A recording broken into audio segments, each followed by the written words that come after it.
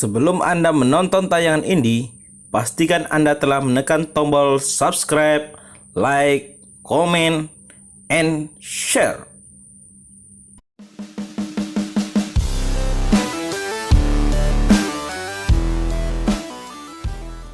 Sriwijaya FC Laskar Wongkito. Hingga saat ini manajemen tim berjuluk Laskar Wongkito belum merinci secara detail siapa pemain naturalisasi.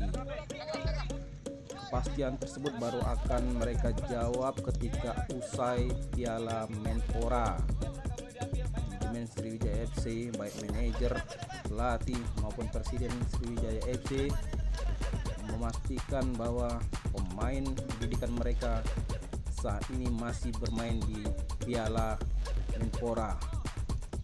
Itu artinya Sriwijaya FC bakal membajak pemain naturalisasi. Siapa saja?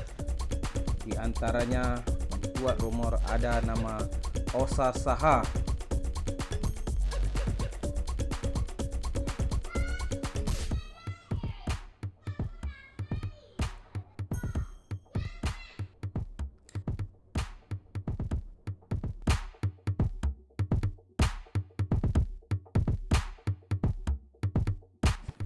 kemudian ada nama Alberto Gonzalez yang musim lalu juga sempat dipinjamkan Madura United ke Sriwijaya FC.